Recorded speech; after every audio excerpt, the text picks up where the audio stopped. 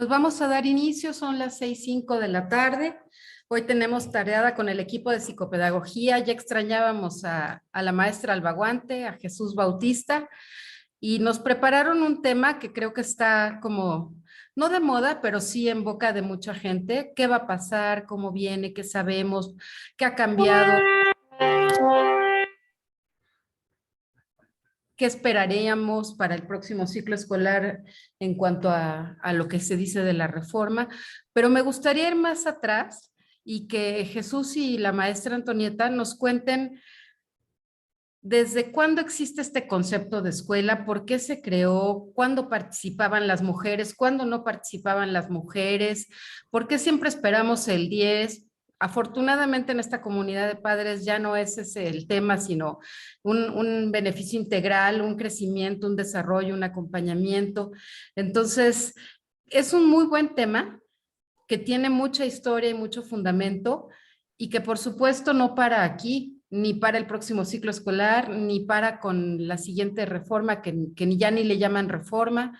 Pero bueno, la idea es que ellos nos platiquen de este tema, que ustedes nos vayan apuntando sus preguntas en el chat, sus comentarios, y como siempre al final podemos abrir micrófonos por si tienen alguna inquietud, por si han escuchado algo en otras escuelas, en los medios, y bueno, ya les diremos lo que nosotros sabemos, que de manera oficial y extraoficial, pues nos da mucha luz o poca luz, no sé. A lo mejor todavía nos falta mucha luz más para organizar bien el próximo ciclo escolar, pero con la confianza de tener un gran equipo docente que nos tiene, que nos cacha siempre, siempre nos tiene bien cuidados y bien protegidos. Entonces, sin más, le dejo la palabra a Jesús Bautista. Bienvenido, Jesús. Hola, hola, muy buenas tardes a todos. Este, pues espero que ya tengan ahí el café, el té, el refresco o similares para platicar un ratito sobre la cuestión de la escuela. Pero antes, fíjate que me gustaría leerte qué es para ti la civilización. Échamelo en el chat, ándale.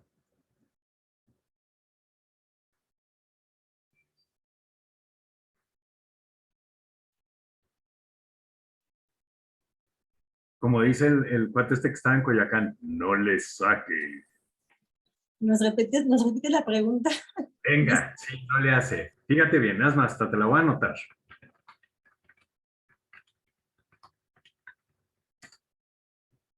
Esa es una, ¿eh? Y va a venir en el examen al final.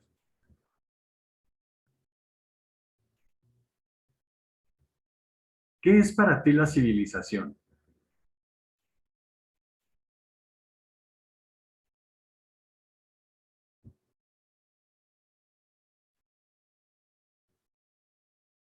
Evolución organizada de la vida en comunidad. Ok, gracias, Clau.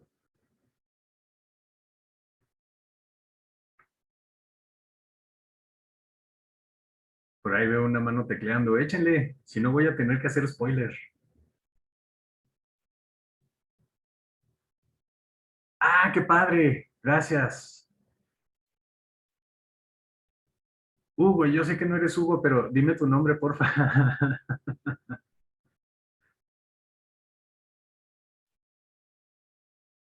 Conjunto de personas que trabajan en conjunto. Ok. Evolución de la sociedad. Reglas para una mejor convivencia. Fíjate, no andamos tan mal, andamos bastante cerca. Mira, ahí te va. Dícese que la civilización es el conjunto de costumbres, saberes y artes propios de una sociedad. Estamos hablando de una sociedad que evoluciona, que tiene reglas, es el desarrollo del sapiens a lo largo de la historia, es el desarrollo de saberes. Pues estamos hablando de un concepto en constante, en cambio constante, no un concepto dinámico. Si no me estoy equivocando, creo que todos estamos de acuerdo ahí. Ahora, ¿qué es escuela para ti?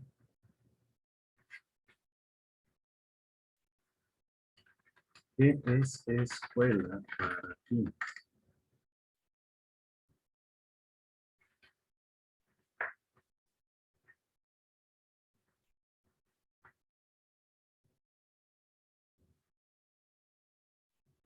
Solo hay una, hay más, qué elementos tiene, aprendizaje, adquirir conocimiento, enseñanza, aprendizaje. Ya estamos ahí hablando de una diada bastante buena, un centro de enseñanza, ok. Lugar, espacio donde desarrollamos habilidades y socializamos, aprendemos conceptos para el desarrollo de la persona. Ok, si nos vamos así como una definición de la RAE, podríamos decir que una escuela es un establecimiento donde se da o se recibe alguna instrucción. Si lo tomamos así, al pie de la letra, entonces la casa también es una escuela, ¿no? Es un centro, es un lugar donde se da y se recibe instrucción. Se desarrollan habilidades académicas, formativas y humanas. Gracias, Ilse. Estamos hablando entonces que si a lo mejor Antonieta me manda un WhatsApp y me dice, voy a dar una plática acá, bien elevada, vete así con la mente abierta, porque va a estar buena, pero la voy a dar allá en el Parque Hundido. El Parque Hundido se convertiría en una escuela, ¿no? Al final. Estamos hablando de un lugar donde se da y se recibe instrucción. Entonces, sí voy, Antonieta, sí voy. Yo me lanzo. Y déjame, te comparto ahora sí pantalla. Ya no sé si compartí. Ahí está. Y déjame hago grande acá las cámaras para verlos a todos. Ahí va.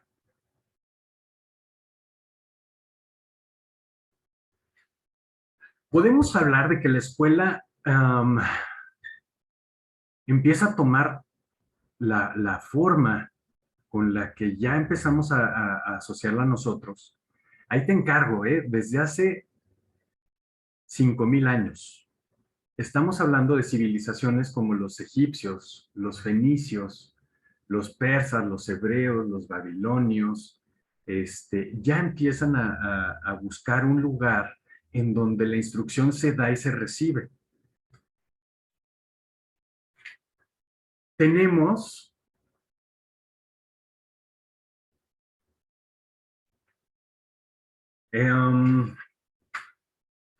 culturas como la griega, que ellos empiezan a retomar, a compilar y a transmitir el patrimonio de las civilizaciones precedentes, de todas las civilizaciones que ellos ubican, que van existiendo antes, ellos empiezan a compilar todo y lo empiezan a permear entre toda la descendencia.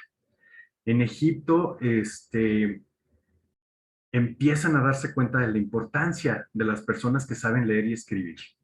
Eh, Empiezan a encargarles labores propias de administración y abogacía, de leyes, empiezan a darles asignaciones o tareas relacionadas con la medicina, con la ingeniería, con la arquitectura, pero, ojo, se empieza a poner bueno el chisme, porque nos empezamos a dar cuenta que quienes empiezan a ejercer mucho esta parte del conocimiento son los sacerdotes.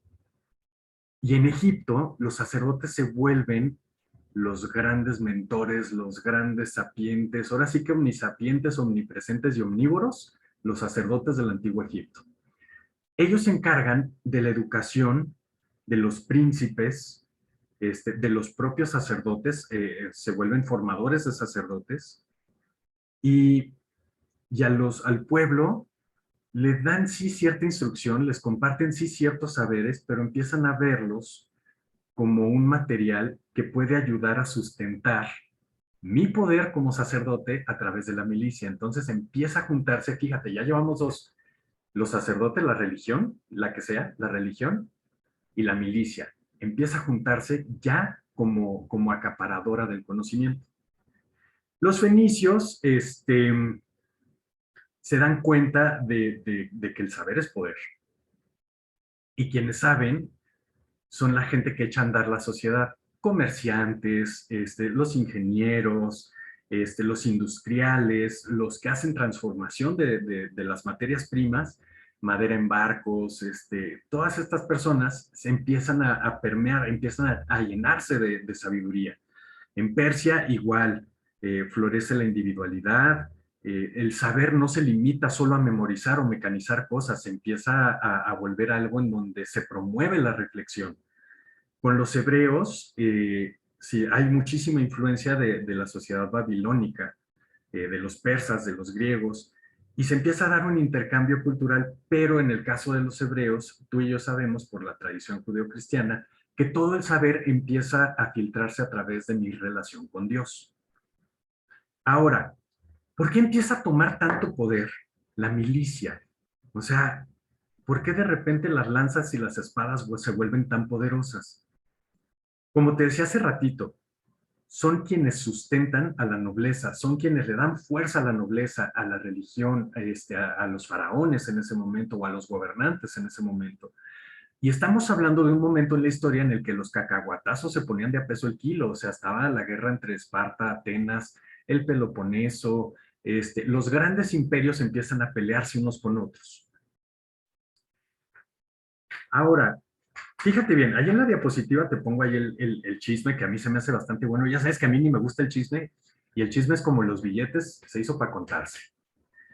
Entonces, hace 5,000 años ya teníamos currícula, o sea, imagínate, ya teníamos materias en las escuelas. En Egipto se enseñaban los 6 dones del dios Tot, que era la escritura, la astronomía, la religión, la música, el lenguaje, la higiene. O sea, la higiene era algo aparte de la medicina, o sea, la higiene y ya, todo esto formaba parte de la currícula en las escuelas públicas del Antiguo Egipto. Pero si tú tenías la suerte de nacer ahí en la cuna del hijo de Ramsés II, pues te tocaba además una formación extra que venía por parte de la escuela de los escribas, la escritura, le llaman escritura demótica, que era la que ejercía la mayoría del pueblo. Y luego había la escritura hierática, que era la relacionada con la religión. Y luego venían los jeroglíficos, esos que todos vemos así como bien padres en las películas de Indiana Jones y todo este relajo. Bueno, esa es la escritura jeroglífica. Eso formaba parte de la currícula de la educación privada. Entonces ya desde hace 5,000 años se empiezan a notar las diferencias entre la educación pública y la educación privada. Los fenicios ya tenían grados académicos, o sea, los grados académicos, no, yo soy doctor en ciencias ocultas y lectura de tarot. O sea, no, eso ya existía hace 5,000 años. Había el escriba, que era como el licenciado, ¿no? Así como, se licenció en ingeniería, en psicología, no sé, en medicina. Ese tiene grado de licenciado, el escriba. Y luego venía el experto, que ese correspondía a un grado como de maestría, y luego venía el maestro, que ya tenía un grado así como de doctor, o sea, era el que formaba a todos los demás. Era una figura a la que se le daba gran reverencia. Había diferentes tipos de educación con los fenicios. Estaba la educación para el trabajo, que era la que el padre le transmitía al hijo, ¿no? Si yo soy carpintero, pues yo le enseño a mi niño a tallar madera, ¿no? Y vamos a darle, y así se hace, y así es como vamos a trabajar. Si yo era alfarero, pues le enseñaba las labores propias de la alfarería. Y luego venía la educación superior, que ahí sí ya empezaba a hacerse la diferencia. O sea, yo educador superior, te voy a enseñar a ti a leer, a escribir y a pensar. Yo te voy a estimular de tal manera para que tú llegues a tus propias conclusiones. ¿Te suena? O sea, fíjate bien cómo desde hace 5,000 años buscamos promover la curiosidad, promover la reflexión. Y luego viene la educación diplomática. Idiomas, ahora sí que relaciones internacionales. Desde hace 5,000 años los fenicios ya tenían su facultad de relaciones internacionales. En Grecia, se pone bueno el chisme en Grecia, ¿eh? Ahí te va. En Grecia hay muchísimos pensadores, tú los conoces, hay unos mundialmente famosos, otros casi que a nivel interplanetario.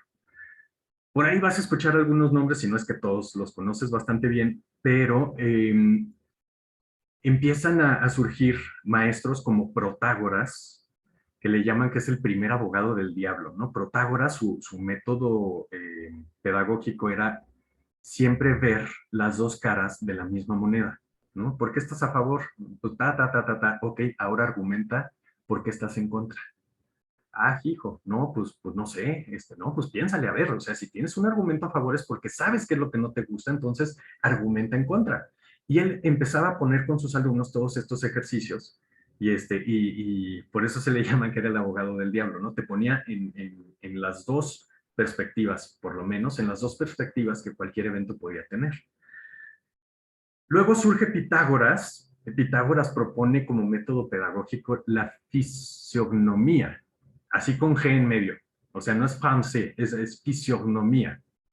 Y esto, de alguna manera le indicaba a Pitágoras y a su equipo docente qué rasgos tenían los ingenieros, qué rasgos tenían los humanistas, qué rasgos tenían los músicos, qué rasgos tenían todas las variantes de educandos o de materias. A través del físico podían asignarte a ti. Pues casi como si llegaras allá a Harry Potter y te dijeran, bueno, el sombrero te va a decir a qué casa vas a jugarle tú, si a Slytherin, a Gryffindor o así. Haz de cuenta que así era con Pitágoras. Se daba el quadrivium. El quadrivium era la currícula de ese momento. Y si te fijas, ahorita que te la digo, va a ser muy parecida al antiguo Egipto. Será artes, ciencias, filosofía y lo sagrado, o sea, religión. Son 4 materias, es como el tronco común y ya tú le entrabas durísimo a una y a lo mejor te hacías político, a lo mejor te hacías sacerdote, pero eso ya se empezaba a trabajar, esa currícula se trabajaba ya con Pitágoras. Viene Sócrates, que algo que le movía mucho a la gente en ese momento era que Sócrates hacía lo que hace Antonieta, así, nos vemos en el Parque Hundido para echar el chisme sobre tal evento histórico, órale, va. Y entonces ahí va la gente a las plazas, a los parques, acá, no, pero se va a armar en casa de fulano, ahí vamos con Juan a hablar de política, y ahí vamos todos a casa de Juan.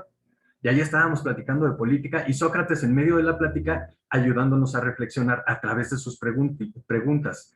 Su método era la mayéutica. Él a través de sus intervenciones te iba llevando a que tú reflexionaras y te iba retando a que tú argumentaras cada vez mejor. Pues eso no le gustaba a los sofistas, y los sofistas pues eran gente muy inteligente, muy leída, dicen en el rancho leída y escribida, que no les gustaba que Sócrates lo hiciera gratis, y pues me lo acusan de impiedad, de corromper a los más jóvenes, y ahora le échate un shot de cicuta, a ver si lo aguantas, y pues no aguantó. Eso fue Sócrates. Sócrates tenía un alumno que se llamaba Aristócles. Aristócles de cariño le decían Platón, o Plato. Platón, como lo conocemos nosotros, él también empieza a manejar sus conceptos, empieza a enseñar a sus alumnos, él fomenta que todos nacemos con el saber y que lo que vamos experimentando a través de nuestra vida es evocar recuerdos de ese saber con el que ya nacimos y que estamos recordando ahora. Funda su escuela, funda él su academia, y luego él enseña a Aristóteles, que es como de los últimos, de los grandes pensadores de los griegos.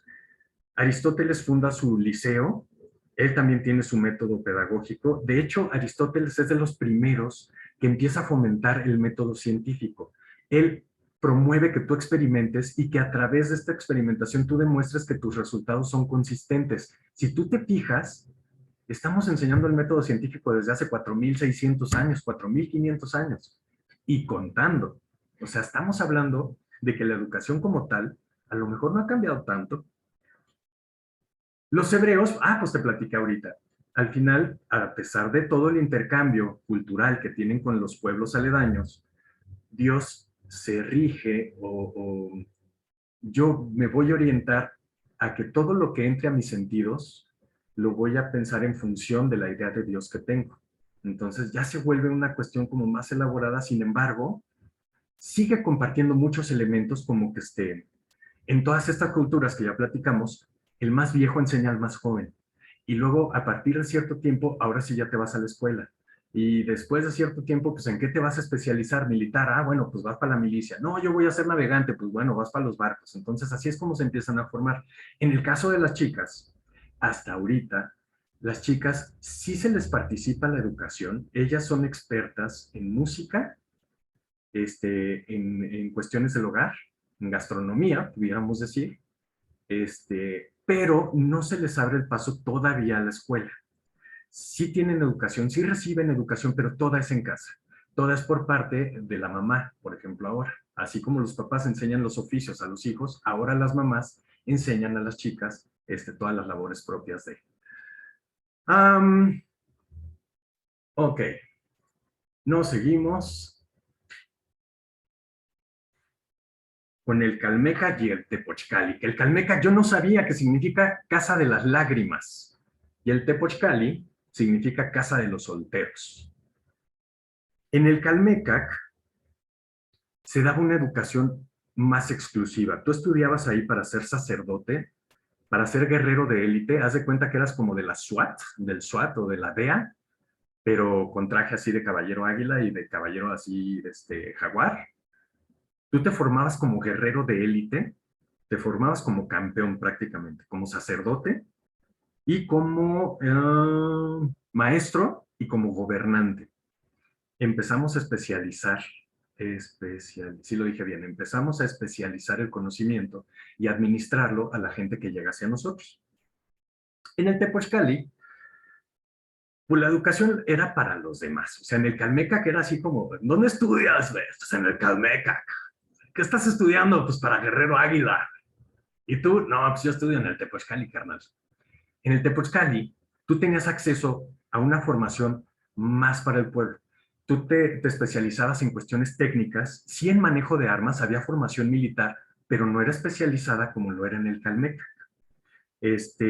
Reparación, funcionamiento de máquinas, manejo de armas, canto, alabanzas, tenías una formación como más general. Y en el Calmecac era más especializada.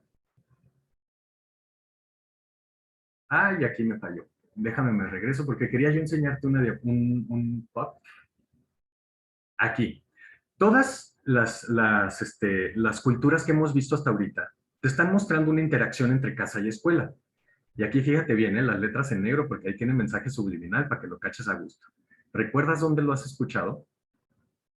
Aunque tienen una clase social top, con mejor educación, la educación siempre va a comenzar en casa y tiene una aplicación práctica.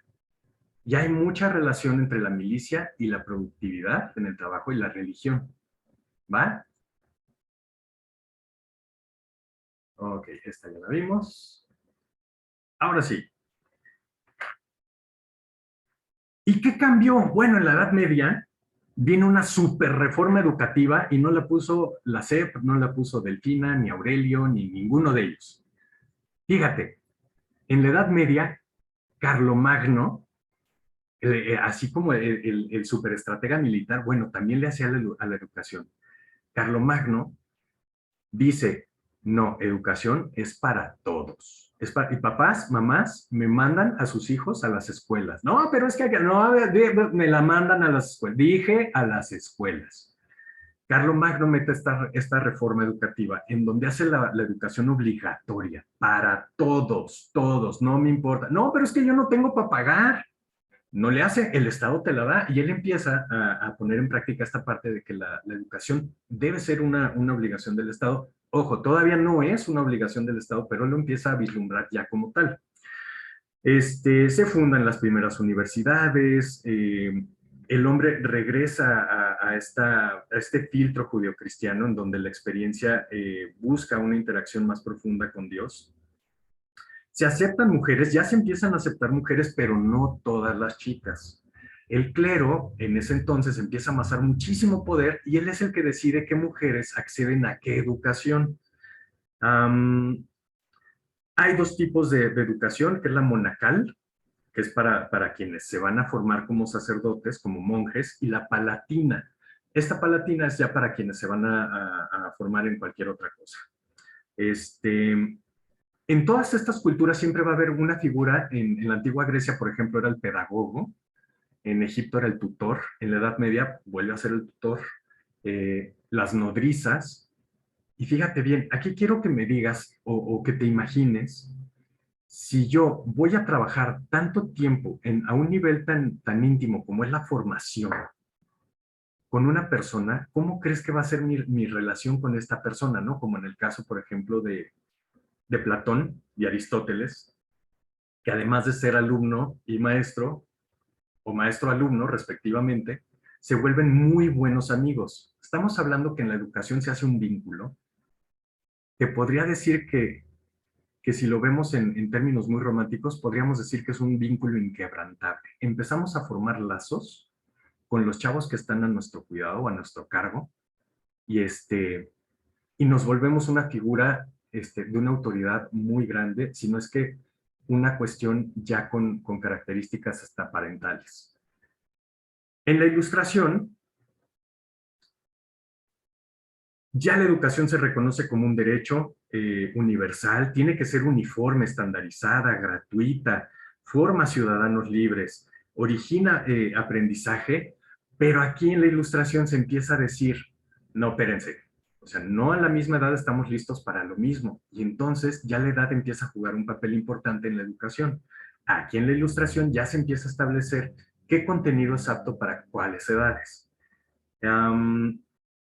Se enfoca en el niño, se enfoca en capitalizar la curiosidad natural de los niños, en fomentar la experiencia.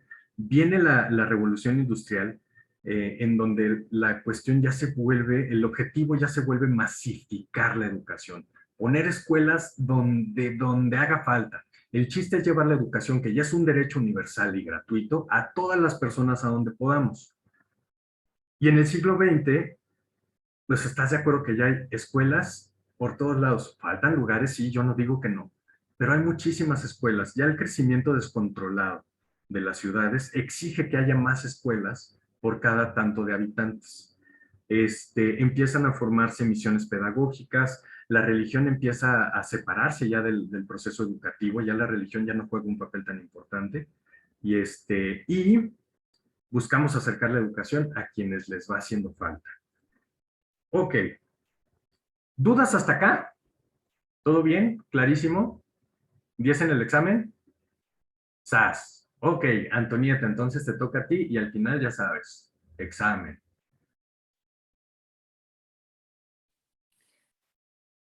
Bueno, entonces vamos a retomar algunas cuestiones que dijo Jesús. Ya estamos llegando entonces al siglo XX en México. ¿Qué es lo que está pasando en México? Bueno, en México acuérdense que venimos primero fuimos colonia de España, había una influencia muy grande de la religión, que inclusive teníamos por ahí un gobierno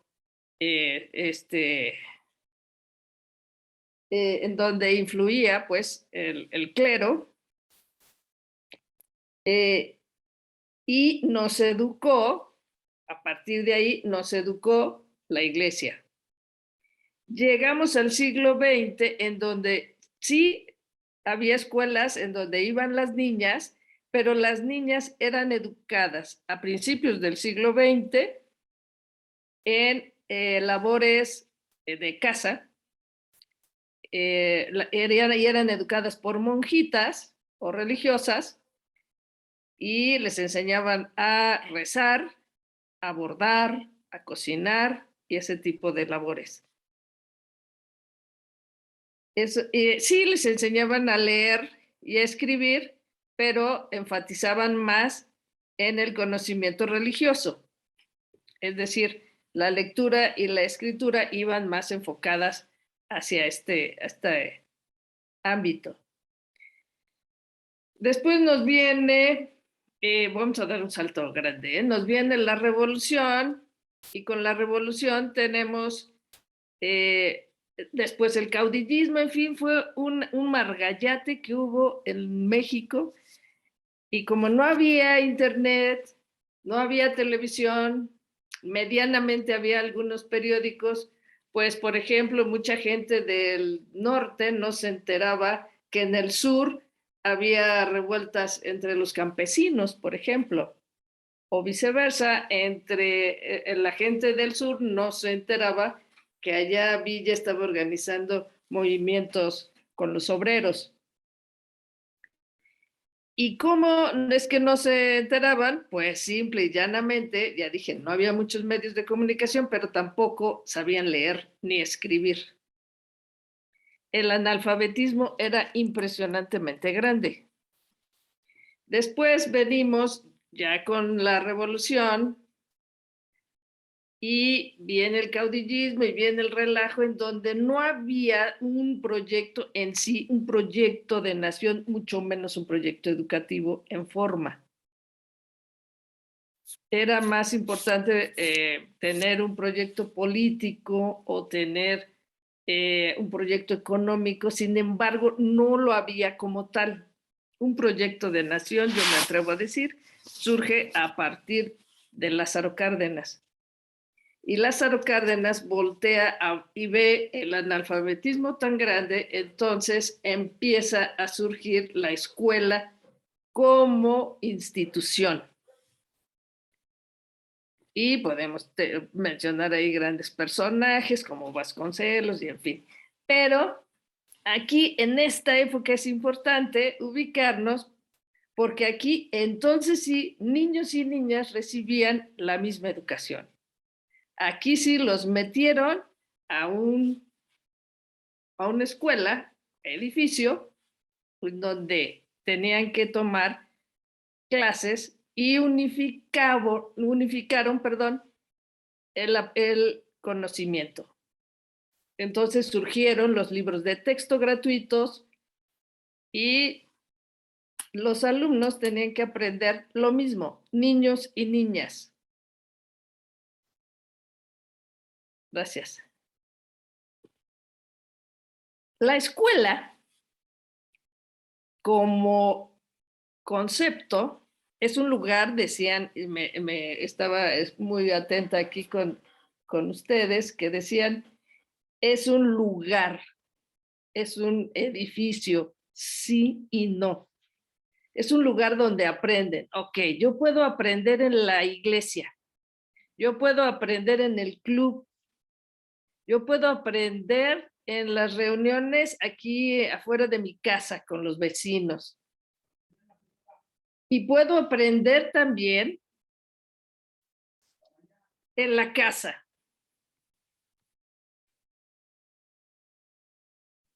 En la casa.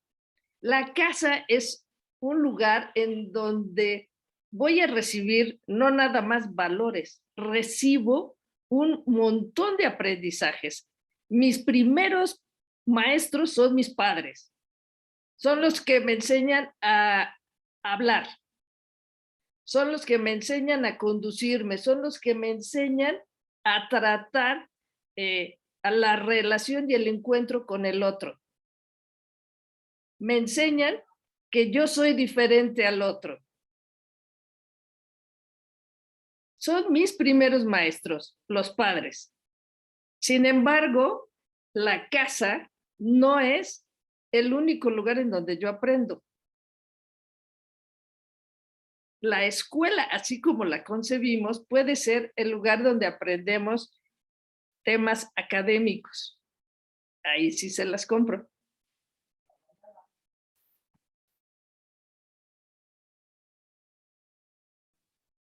Entonces, si me haces favor, Chuy.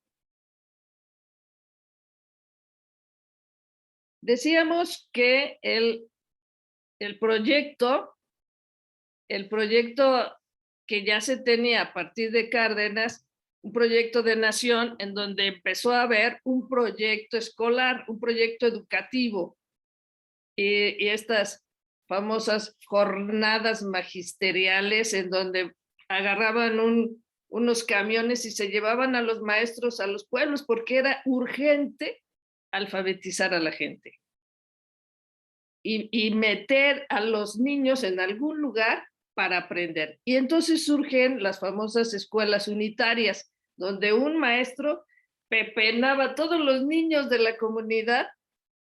Y bueno, tú ya sabes leer, tú ya sabes geografía, entonces te pones aquí. Y entonces surge la necesidad como de dividirlos. Estos van para primero, estos van para segundo, estos van para tercero. Y era un maestro el que coordinaba todo esto, que eran las escuelas unitarias. Esto estoy hablando de los poblados más lejanos.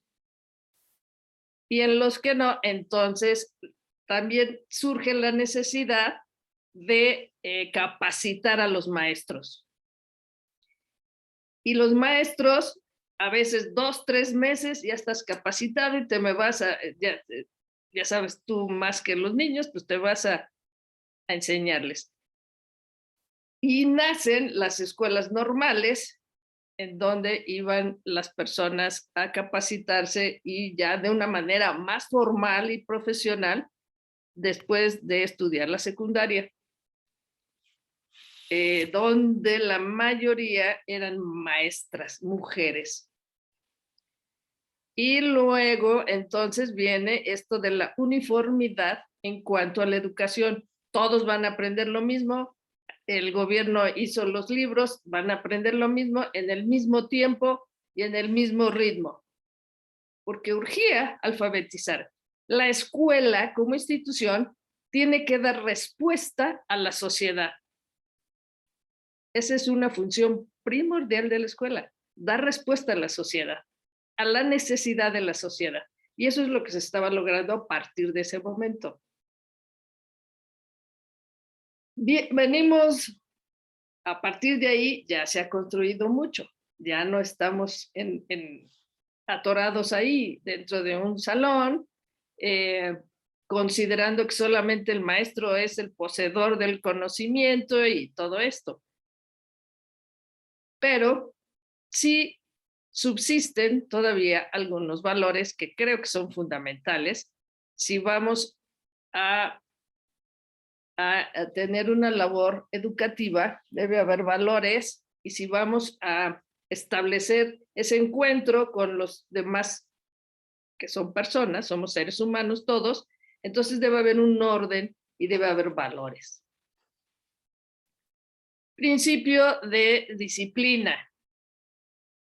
Es decir, si yo llego, me siento frente a los alumnos y a ver qué se me ocurre enseñarles hoy, a ver cómo de qué tienen ganas, pues yo no tengo ganas de nada, pues no, ¿verdad? Debe haber una disciplina, un orden. Debo de saber cuál es el principio y cuál es el fin, cuál es mi meta, cuál es mi objetivo. Y un respeto a mí misma como maestra, como docente, y respeto a mis alumnos. Y en ese sentido, no sé si a ustedes les tocó, creo que ya no, pero en los salones había una tarima. Acá arriba estaba el maestro y abajo estaban los alumnos, que eran los que yo depositaba el conocimiento en aquellas cabecitas, ¿no? Entonces, la famosa educación bancaria, yo deposito el conocimiento. El otro tiene que tenerlo y conservarlo. Hoy en día ya hemos, decía yo, ya hemos caminado, ya tenemos otras ideas, ya difícilmente yo me trepo en una tarima para poder dar clase. Al contrario, yo muchas veces me siento ahí con ellos y hasta les digo de broma, hoy cobro yo, trabajan ustedes, porque ese es la actividad. Tenemos la escuela, decía yo, la escuela se puede aprender de todos los lugares. Donde estemos, aprendemos. Fui al súper, pues de la cajera aprendí. Fui no sé, a lavar mi carro, del señor que me estaba lavando el carro, aprendí. O puedo aprender a la hora de ir conduciendo que el carro no se le meten así las velocidades, o no sé, yo aprendo. La escuela no es un edificio. La escuela es una institución. Por eso digo yo, extramuros. ¿Y quiénes son los actores en este proceso? Los alumnos, los padres de familia, pero no nada más los maestros. Si ustedes llegan a Robert Schuman, desde el señor que me abre la puerta, participa en la educación de sus hijos. y a lo mejor hasta de la señora de los tacos de afuera.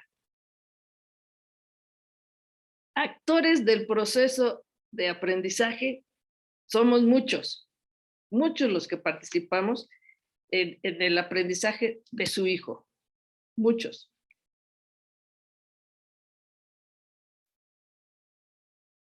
Aun cuando nuestro órgano rector es la SEP y se tiene un programa que cubrir, un programa mínimo que hay que cubrir, porque es nuestro órgano rector, pero ya sabemos que nosotros en el Robert Schuman pues nos volamos la barda, ¿verdad? No nos detenemos ahí. Cuando me dicen los alumnos, maestra, ¿qué vamos a aprender este periodo? Pues quién sabe.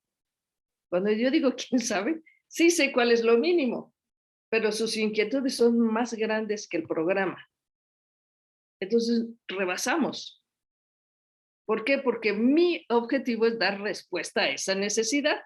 Ya decía yo, la escuela debe dar respuesta a una necesidad social. Y el conocimiento es uno. ¿Cómo es esto? Pues sí, es uno, que lo podemos abordar desde muchas áreas. Es como un prisma que tiene un montón de caras. Así, el conocimiento es uno y se puede abordar desde muchas partes, muchas facetas, muchas caras. Y por eso es que podemos hacer, para acceder a ese conocimiento, alguien dijo, se divide en materias y así abordamos el conocimiento de una manera más didáctica, más fácil, más comprensible para el alumno. Y de repente, no sé si ustedes estuvieron en ese rollo, alguien dijo en la secundaria, no, ya no van a ser asignaturas, ahora van a ser áreas, ciencias sociales, ciencias naturales.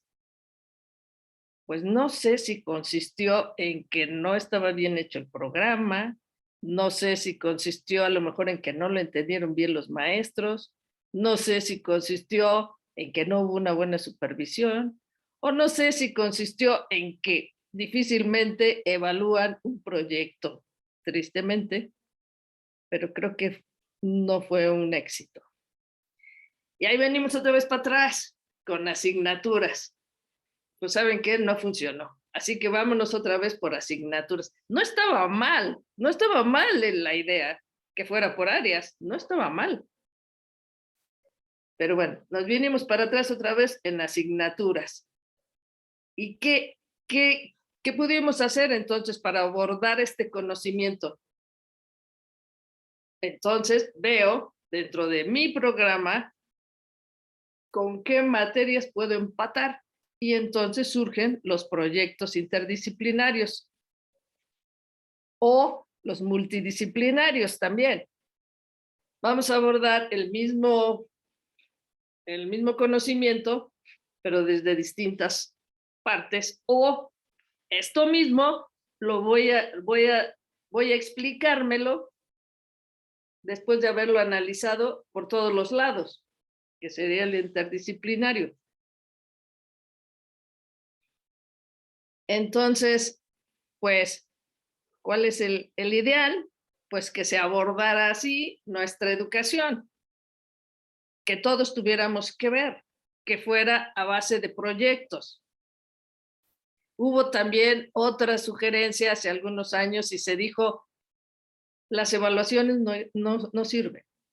Las calificaciones, las evaluaciones quizás sí, las calificaciones no. Nada más vamos a poner aprobado y no aprobado al final del año y se acabó. Y otro dijo, no, está muy rudo. Ah, bueno, entonces vamos a poner letras. A, E, o B, o MB, o R, o no sé qué tantas letras eran, pero no eran comprensibles para la mayoría de los mexicanos. Entonces dijo, no, vamos a regresar a los números, eso sí lo entiendo. Ha habido varios intentos y bueno, pues ahora parece ser que hay otro nuevo intento de querer, quiero pensar, de mejorar nuestra educación porque tenemos, repito, que dar respuesta a esa necesidad que hoy día, claro que es grande y es importante después de este confinamiento y de esta pandemia que hemos estado viviendo, tenemos que dar una respuesta quizá no uniforme. No vamos todos a aprender lo mismo en el mismo tiempo, no es posible.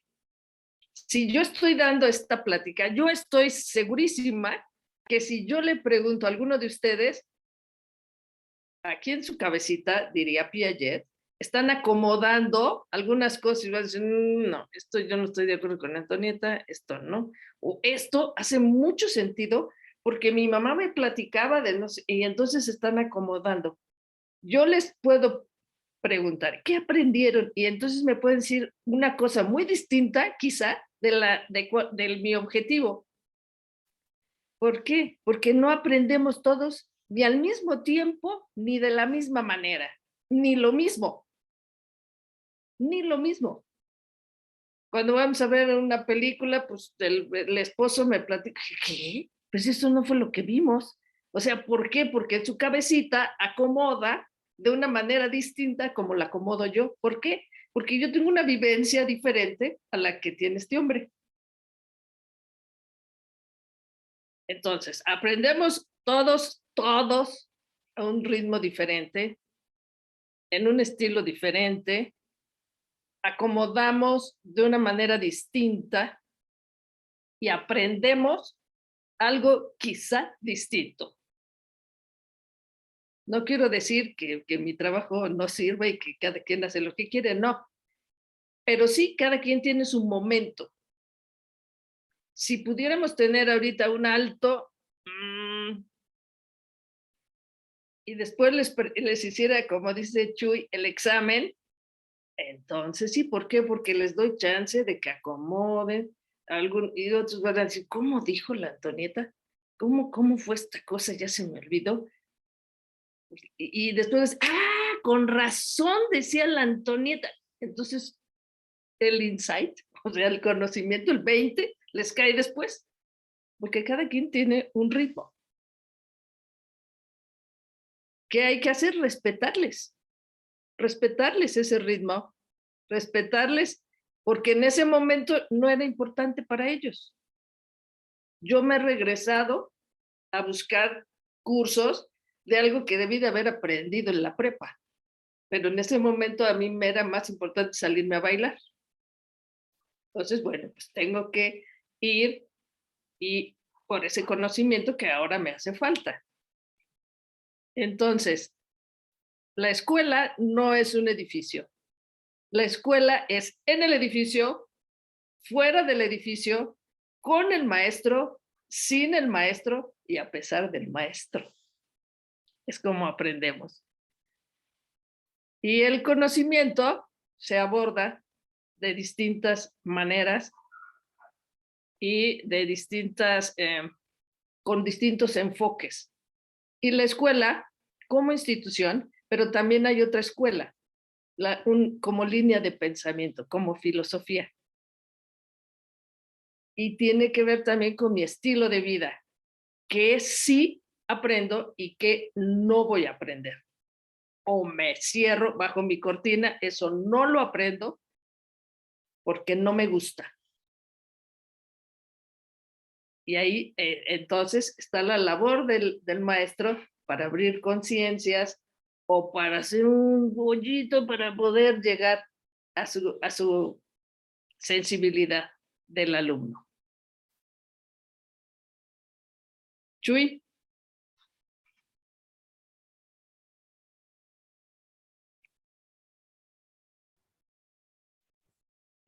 Pues ahora sí que muchas gracias. Chicos, Clau, si tienen por ahí algún comentario, bienvenidos. Gracias, Jesús. De entrada, que nos dejes acomodar todo lo que escuchamos, nada de examen. De seguida, creo que con todo lo que nos has dicho de la historia y los fundamentos y todo eso, nos queda más claro que la expectativa de los papás y de la sociedad desde hace miles de años y hasta apenas el siglo pasado, pues tenía mucho que ver con los resultados y el contenido, no con el proceso de formación. Entonces, pues ciertamente hemos ido y venido con esto de las evaluaciones, de letras, de números, de todo esto. Y bueno, ahora lo ideal es realmente sí evaluar los avances, pero no necesariamente como un número. Y ahí es donde creo que los papás de hoy también tenemos que evolucionar en esas expectativas, confiar en la escuela, en que hay un encuadre pedagógico, hay una metodología y que aunque hay cosas que no les gustan a todos, pues hay cosas que todos tenemos que aprender, por lo menos para acreditar la educación básica. Eso lo tenemos muy claro en el colegio, pero el que unos aprendan a leer antes que otros, el que unos hagan esta conexión de los contenidos en cierto momento o en otro, pues eso sí también ya tenemos que dejárselo al desarrollo. Juan, no sé si quieras aportar algo. Espérame, amor. Justo me hablaste cuando mi hija me está hablando por teléfono, perdón. A ver, hija.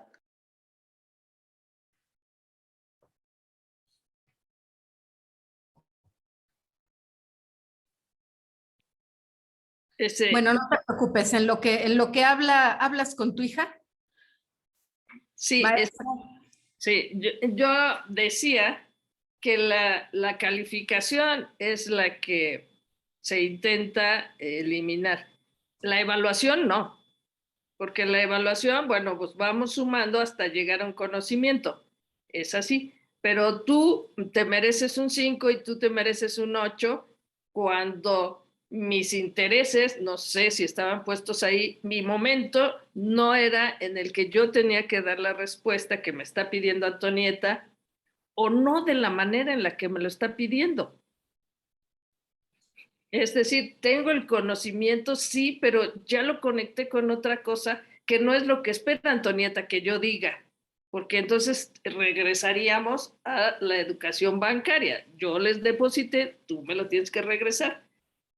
¿Sí? Entonces, por eso, por allí va mi intervención. Claro, y finalmente la evaluación se da no solo en un examen. Por eso es que de repente a veces es un 5 y a veces es un 8, porque tiene mucho que ver con la asistencia, la participación, la conexión, el aterrizar los contenidos, el entregar cosas. Eso es lo valioso de la evaluación formativa, no tanto el poner el numerito, ¿no? Juan. Ahora sí ya. Perdón, es que mi hija vive del otro lado del charco y para ella son las 2 de la mañana y cuando no se siente tan bien, pues hay que tomarle la llamada, ¿no? Este, yo considero que tenemos que estar muy conscientes del mundo que nos está tocando vivir y que les está tocando o que les estamos preparando a nuestros hijos. Y en que el mundo en el que nosotros crecimos, que fuimos niños, que fuimos a la escuela, ha cambiado mucho. Y entonces hoy las calificaciones pasan a un segundo plano y tenemos que aprender a desarrollar muchas otras cosas, que es lo que yo le llamo cuando tenemos reuniones con ustedes como papás, el desarrollo integral del niño.